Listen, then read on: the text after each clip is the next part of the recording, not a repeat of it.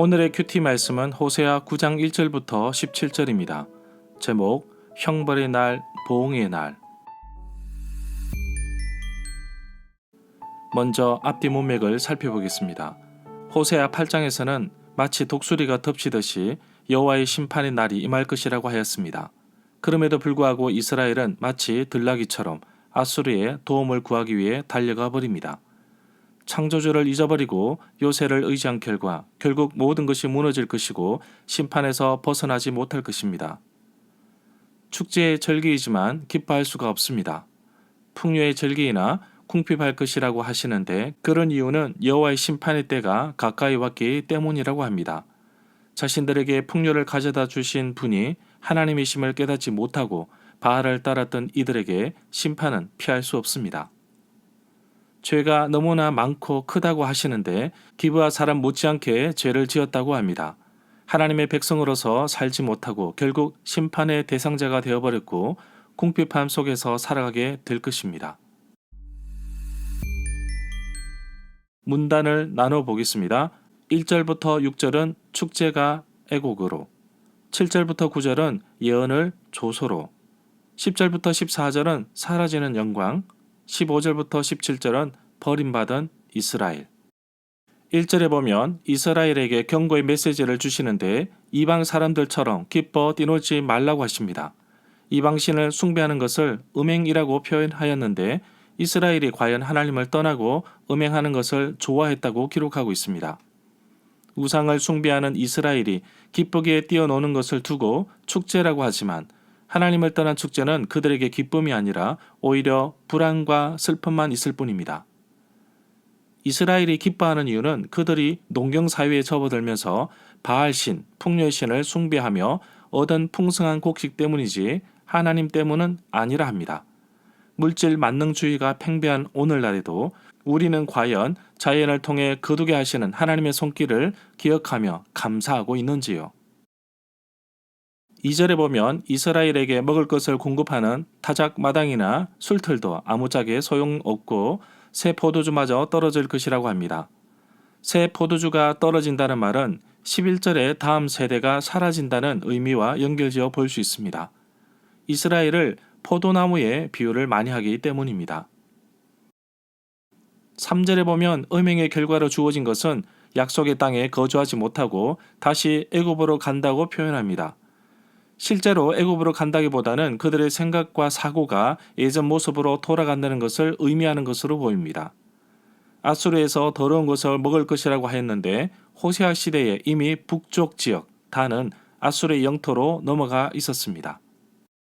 애굽에서 나온 것은 고된 중노동에서 해방된 것에도 의미가 있겠지만 중요한 것은 하나님께서 이스라엘을 선택하셨다는 것입니다. 다시 애굽으로 돌아가자고 하는 것은 하나님께서 선택하신 것을 인정하지 않겠다는 의미로 받아들일 수 있습니다. 4절에 보면 음행, 이방신을 숭배한 결과 여호와께 포도주를 부어드리지 못하고 여호와께서 기뻐하시는 바도 되지 못합니다. 신령과 진정으로 예배드리는 현장에서도 우리의 마음가짐이 정말 바른지 살펴봅시다.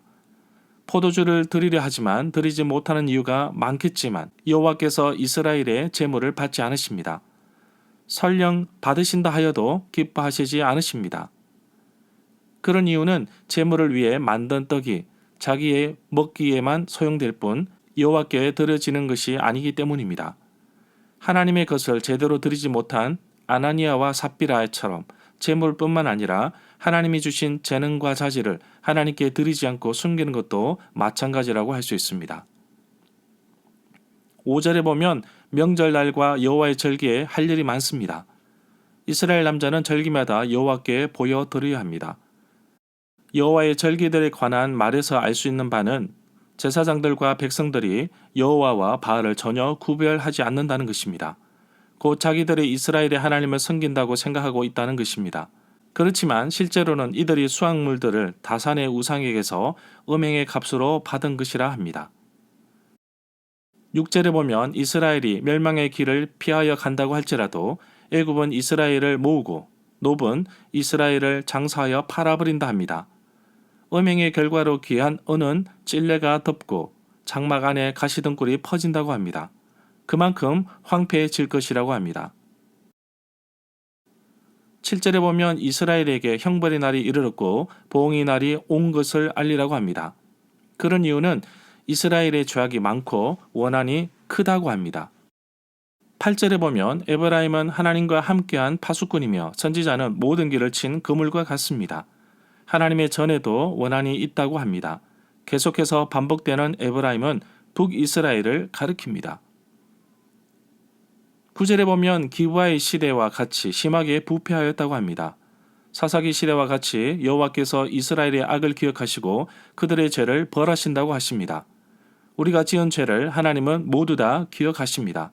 그러나 요한일서 1장 9절에서 말씀하시는 것처럼 우리가 할 수 있는 것은 죄를 자백하는 것입니다. 그러면 용서해 주십니다. 10절에 보면 예전에 여호와께서 이스라엘을 만났을 때를 기억하는데 메마른 광야에서 포도를 만남과 같다고 하십니다. 얼마나 기뻤겠습니까? 이런 느낌을 이렇게 표현하고 있습니다. 또한 이스라엘 조상들을 보기를 무화과 나무에서 처음 열매 맺는 것을 기다리며 보는 것 같이 보았다고 기록하고 있습니다. 그럼에도 불구하고 이스라엘 백성들은 바알 보올에 가서 우상에게 자기 몸을 들여 가정하여졌다고 합니다. 이스라엘과 만났던 기억을 광야에서 포도를 만난 같고 무화과 나무에서 첫 열매를 보는 것처럼 흐뭇하였다고 하였는데 과연 하나님과 나와의 관계는 어떠한가요? 이스라엘은 기름진 가나안 땅에 바알 종교에 빠져 하나님을 잊어버렸습니다. 11절에 보면 찬란했던 이스라엘, 에브라임의 영광이 새같이 날아가 버렸습니다. 그리고 자녀에 대한 축복의 메시지가 없습니다. 오늘날 저출생이 문제가 되고 있지만 이스라엘에게 실제로 이런 재앙이 벌이 내린다면 이스라엘에는 미래가 없습니다. 우리 아이들 다음 세대가 건강하게 자라기 위해서 어른된 우리가 먼저 올바른 신앙을 물려주어야 합니다. 12절에 보면 혹시 임신하여 출산하더라도 여호와께서는 한 사람도 남기지 않을 것이라고 하십니다. 결국 이스라엘에게는 화만 있을 것입니다. 13절에 보면 에브라임을 두고 아름다운 곳에 심긴 두루와 같다고 하나 그들의 자식들은 살인하는 자로 끌어낼 것을 경고하십니다. 14절에 보면 음행하고 하나님을 떠난 이스라엘에게 과연 필요한 것은 무엇이겠습니까? 정말 쓸모없는 것들을 달라 합니다. 자식에게 좋은 것을 주시는 하나님이시지만 하나님을 떠난 자에게는 그 어떤 것도 주어도 필요 없는 것들입니다. 15절에 보면 그들의 모든 악이 길갈에 있다고 합니다. 길갈은 이스라엘 백성들이 바알을 숭배하던 중심지입니다. 바로 여호와께서 이곳에서 이스라엘을 미워하셨다고 하십니다.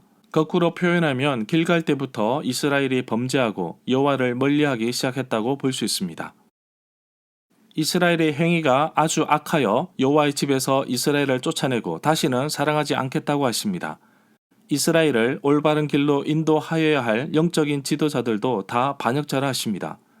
영적인 지도자는 정말 중요합니다. 백성들을 올바른 길로 인도하여야 할 아주 중요한 책무를 가지고 있습니다. 지도자들이 제대로 살지 않으면 백성들은 하나님을 떠납니다. 16절에 보면 에브라임이 징계를 받아 결국 열매 맺지 못하고 자녀에 대한 축복의 열매도 없습니다. 정말 안타까운 일입니다.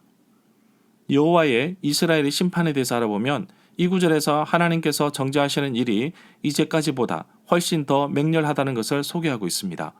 그것을 통해 현실적인 회개와 새로운 삶으로 백성을 인도하고자 하십니다. 17절에 보면 여러 차례 경고와 훈계를 하지만 이스라엘은 하나님의 말씀을 듣지 않습니다. 그래서 하나님께서 이스라엘을 버리십니다. 또 이스라엘을 여러 나라의 떠돌이로 삼게 하신다고 경고하셨습니다.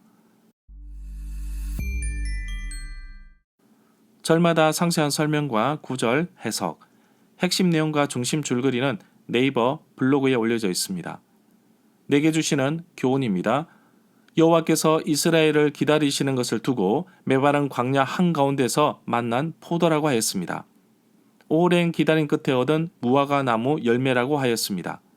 이처럼 하나님은 우리를 기다리시고 만났던 모습을 기억하시는데 하나님과의 첫 만남의 감격을 여러분들은 가지고 계십니까? 오늘 말씀 9절에 기브아 사람들 못지않게 이스라엘이 죄를 지었다고 하는데 하나님의 백성임에도 불구하고 하나님을 떠나 살았던 모습을 보게 됩니다.